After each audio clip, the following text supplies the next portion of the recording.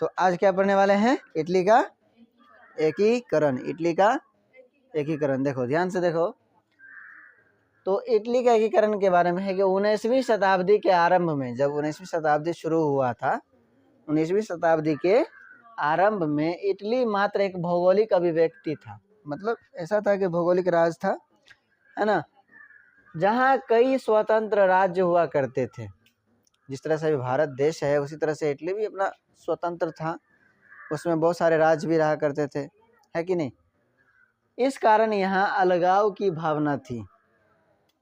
अब यहाँ पे पूछेगा तुमसे सवाल कि इटली में अलगाव की भावना का कारण क्या था? इटली में अलगाव की भावना का कारण क्या था? तो तुम लोग क्या बताओगे? बताना है कि 19वीं शताब्दी के आरंभ में इटली मात्र एक भौगोलिक अभिव्यक्ति था, जहाँ कई स्वतंत्र राज्य हुआ करते थे, जहाँ कई स्वतंत्र राज्य हुआ करते थे, जिसके कारण वहाँ अलगाव की भावना थी। जिसके कारण वहाँ किसकी भावना थी? अलगाव की भावना थी। उस समय, कब? 19वीं शताब्दी में। उस समय राजधानी रोम भी पोप के प्रभाव में थी। इटली की राजधानी उस समय जो है कौन था? रोम। कौन था? रोम। तो रोम जो है किसके प्रभाव में था? तो पोप के प्रभाव में। किसके प्रभाव में? पोप वहाँ का शासक था, आस पड़ोस का, तो वहाँ का जो है उसके प्रभाव में था वहाँ के इटली की राजधानी रोम भी। पोप की इच्छा क्या था कि इटली का एकीकरण स्वयं उसके नेतृत्व में हो। इटली का प्रभाव इसलिए था, इटली का क्या कहते हैं, पोप का कहना था कि जो इटली का एकीकरण होगा, इटली का एकीकरण होगा, इटली का जो नवजागरण होगा, वो मेरे नेतृत्व में हो, मतलब मेरे सामने हो, मेरे द्वारा किया जाए, मेरे सामने में हो, है कि नहीं। मैं जो कहूँगा उसके हिसाब से होना चाहिए, मैं जो कहूँगा उसके हिसाब से होना चाहिए। ये उसका कहना था कि इटली का एकीकरण मेरे नेतृत्व में हो। तो इटली का एकीकरण स्वयं उसके नेतृत्व में, धार्मिक दृष्टिकोण से ना हो, मतलब धार्मिक दृष्टिकोण से हो, ना कि शासकों के दृष्टिकोण से। मतलब किसी राजा के दृष्टिकोण से न होना चाहिए, किसी सम्राट के दृष्टिकोण से न होना चाहिए, ये होना चाहिए धार्मिक आधार पे। किसके आधार पे होना चाहिए? धार्मिक आधार पे इटली का एकीकरण होना चाहिए। कहना था किसका? पोप का। किसका कहना था? पोप का। तो पोप का क्या क्या इच्छा था? अगर पूछे कि इटली एकीकरण में पोप का क्या इच्छा थी, तो पोप की जो इच्छा थी कि इटली का एकीकरण स्वयं उसके नेतृत्व में धार्मिक दृष्टिकोण से हो, ना कि शासकों के नेतृत्व में, ना कि शासकों के नेतृत्व में। तो ये तो हो गया 19वीं शताब्दी के आरंभ की बात। उसके बाद भी है कि 19वीं सदी के आरंभ से ही इटली में 19वीं सदी के आरंभ से ही इटली में राष्ट्रीयता का विकास हो रहा था। 19वीं सदी के शुरू में ही इटली में राष्ट्रीयता क्या हो रहा था? विकास हो रहा था। लोग राष्ट्रीयता का विकास कर रहे थे। नेपोलियन के सैन्य अभियानों ने, नेपोलियन के जो सैनिक थे उसने भी इटली नवजागरण या फिर इटली एकीकरण में अप्रत्यक्ष रूप से, डायरेक्ट साथ नहीं दिया, लेकिन साथ दिया, अप्रत्यक्ष रूप से साथ दिया, लेकिन बहुत बड़ा योगदान दिया। तो 19वीं सदी के आरंभ से इटली में राष्ट्रीयता का विकास हो रहा था। नेपोलियन के सैन्य अभियानों ने इटली नवजागरण तथा एकीकरण में अप्रत्यक्ष रूप से महत्वपूर्ण योगदान दिया। अप्रत्यक्ष रूप से। तो इटली के एकीकरण में क्या कहते हैं, नेपोलियन के सैन्य अभियानों ने किस तरह से साथ दिया? तो अप्रत्यक्ष रूप से। किस तरह से साथ दिया? अप्रत्यक्ष रूप से साथ दिया। इटली विजय के पश्चात, जब उसने इटली पर विजय पा लिया, तो इटली के विजय के बाद नेपोलियन ने इसे 3 गणराज्य में बांटा। जब देखा कि इटली पर हम विजय पा लिए हैं, जब इटली उसके अंदर आ गया, नेपोलियन के अंदर आ गया इटली, तो उसने 3 गणराज्य में इटली को बांट दिया। कितने गणराज्य में? 3 गणराज्य में इटली को बांट दिया। कौन कौन सा गणराज्य था? एक था आपका सिस्पाइन गणराज्य। कौन सा? सिस्पाइन गणराज्य। दूसरा था लिगुलियन और तीसरा था ट्रांसपेडेन। ये 3 गणराज्य में नेपोलियन ने इटली को बांट दिया। जब नेपोलियन ने इटली पे विजय प्राप्त कर लिया, इटली को जीत लिया, तो इटली पे नेपोलियन ने कितने भागों में बांट दिया? 3 गणराज्य में। और कौन कौन सा गणराज्य था? सिस्पाइन गणराज्य, लिगुलियन गणराज्य और ट्रांसपेडेन। कौन कौन सा गणराज्य है? सिस्पाइन गणराज्य, लिगुलियन और ट्रांसपेडेंट। कौन कौन सा बोल रहे?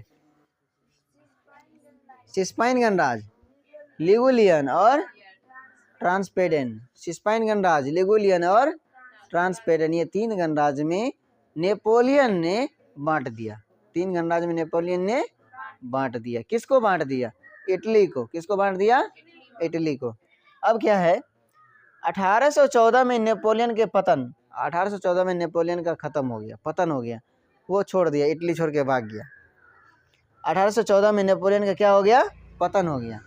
तो 1814 में नेपोलियन के पतन के बाद 1815 में वियना कांग्रेस द्वारा इटली को 2 राज्य में बांटा। पहले तो ये था कि 19वीं शताब्दी में इटली को 3 गणराज्य में बांटा था नेपोलियन ने। नेपोलियन ने कितने गणराज्य में बांटा था? 3 गणराज्य में। जब नेपोलियन 1814 में फरार हो गया, उसका पतन हो गया, उसका अंत हो गया, तो उसके बाद 1815 ईस्वी में वियना कांग्रेस, कौन? वियना कांग्रेस द्वारा इटली को 2 राज्य में बांटा। इटली को कितने राज्य में बांटा? 2 राज्य में। कौन कौन सा राज्य था? पीडमाउंट और सार्डिनिया। कौन कौन सा था? पीडमाउंट और सार्डिनिया। पीडमाउंट और, ये इटली को 2 राज्य में बांटा। किसने बांटा? वियना कांग्रेस। किसने बांटा? कोई अगर पूछे इटली को 3 गणराज्य में किसने बांटा, तो नेपोलियन। इटली को 3 गणराज्य में किसने बांटा? नेपोलियन। इटली को 3 गणराज्य में किसने बांटा? नेपोलियन। इटली को 2 राज्य में किसने बांटा? वियना कांग्रेस। इटली को 2 राज्य में किसने बांटा? वियना कांग्रेस। इटली को 2 राज्य में किसने बांटा? वियना कांग्रेस। इटली को 3 गणराज्य में किसने बांटा था? नेपोलियन। 3 गणराज्य कौन कौन सा था? सिस्पाइन गणराज्य, लिगुलियन और ट्रांसपेडेंट। और जब 1814 के बाद 1815 में वियना कांग्रेस ने इटली को 2 राज्य में बांटा, तो कौन कौन सा राज्य बना? पीडमाउंट और कौन कौन सा? सार्डिनिया। पीडमाउंट और सार्डिनिया, ये 2 राज्य में वियना कांग्रेस ने इटली को 1815 ईस्वी में बांटा। 1815 ईस्वी में बांटा। अब कह रहा है, मतलब सार्डिनिया का एकीकरण किया, बांटा नहीं, उसको एकीकरण कर दिया। इटली द्वारा वियना कांग्रेस के द्वारा इटली को 2 राज्य पीडमाउंट और सार्डिनिया का एकीकरण कर दिया गया। इटली में 1820 ईस्वी से ही, कब? 1820 ईस्वी से ही संवैधानिक सुधारों के लिए वहाँ पे जो है कुछ राज्य में नागरिक आंदोलन होने लगे। अपने में नागरिक आंदोलन करने लगे, लोग मारपीट करने पे उतर आए, आंदोलन करने लगे, है ना, लोग एक दूसरे को मतलब जो है झगड़ा वगैरह करने लगे। तो इटली में 1820 ईस्वी से ही जब देखा कि 1815 में वियना कांग्रेस ने इटली को 2 राज्य पीडमाउंट और सार्डिनिया का एकीकरण कर दिया, उसके बाद 1820 में संवैधानिक सुधार के लिए, किसके लिए? संवैधानिक सुधार के लिए। किसके लिए? संवैधानिक सुधार के लिए नागरिकों में आंदोलन छिड़ गया। नागरिकों में क्या हो गया? आंदोलन छिड़ गया।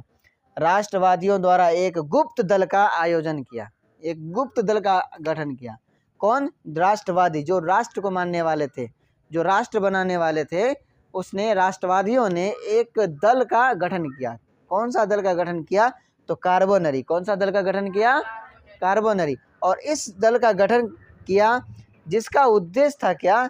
कि छापामार युद्ध के द्वारा राजतंत्र को नष्ट करें, छापामार युद्ध के द्वारा राष्ट्रतंत्र को क्या करें?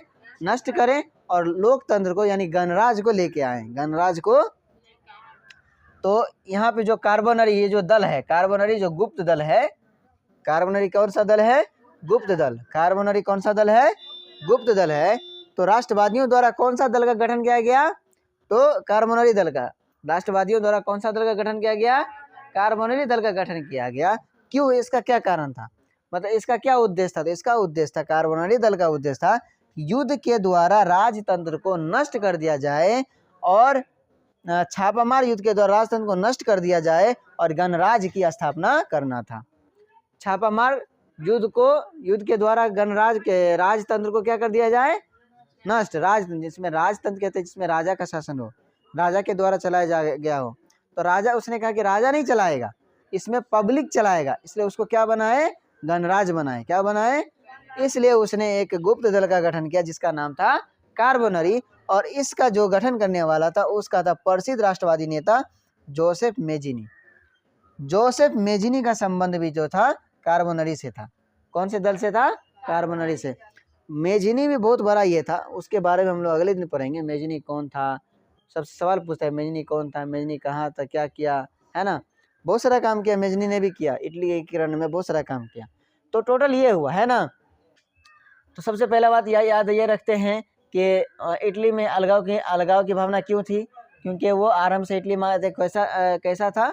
भौगोलिक अभिव्यक्ति था, जहाँ पे कई स्वतंत्र राज्य हुआ करते थे, इसलिए वहाँ पे क्या अलगाव की भावना थी। उसके बाद जो है वहाँ पे उस समय इटली का राजधानी कौन था? रोम। रोम पे किसका शासन था? पोप का। पोप का क्या इच्छा था कि इटली का जो एकीकरण होगा मेरे नेतृत्व में हो, मेरे सामने हो, और किस आधार पे हो? धार्मिक आधार पे हो, ना कि राजा के आधार पे हो। समझ गए? किसके आधार पे हो? धार्मिक आधार पे हो, ना कि राजा के आधार पे हो। उसके बाद 19वीं सदी के आरंभ में इटली जो राष्ट्रीयता का विकास होने लगा, और नेपोलियन के सेना ने भी बहुत अच्छी तरीके से उसमें भाग निभाया, अच्छी तरह से उसमें जो है काम किया, है कि नहीं। उसके बाद इसे 3 गणराज्य में बांटा। नेपोलियन ने इसे कितने राज्य में बांटा? 3 गणराज्य में। कौन कौन सा था? सिस्पाइन गणराज्य, लिगोलियन और ट्रांसपेडेन। सिस्पाइन गणराज्य, लिगोलियन और ट्रांसपेडेन। उसके बाद 1814 में जब नेपोलियन का पतन हो गया, 1815 ईस्वी में किसने? वियना कांग्रेस ने इटली को 2 राज्य में बांटा नहीं, उसका एकीकरण किया। कौन कौन सा 2 राज्य था? पिडमाउंट और सार्डिनिया। पिडमाउंट और सार्डिनिया, ये 2 राज्य में उसको एकीकरण कर दिया गया। इसके बाद 1820 ईस्वी में संवैधानिक सुधार के लिए, किसके लिए? संवैधानिक सुधार करने के लिए जो है वहाँ पे नागरिक आंदोलन होने लगे। उसके बाद राष्ट्रवादियों द्वारा एक गुप्त दल का गठन किया। किसका गठन किया? गुप्त दल का गठन किया, जिसका नाम था कार्बोनरी। जिसका क्या नाम था? कार्बोनरी। और इसका क्या उद्देश्य था? कि छापामार युद्ध के द्वारा राजतंत्र को नष्ट करके गणराज्य को लाना था। राजतंत्र को नष्ट करके गणराज्य को लाना था। और इसका जो प्रसिद्ध राष्ट्रवादी नेता कौन था? Joseph Mazzini. कौन था? Joseph Mazzini. समझ में आ गया?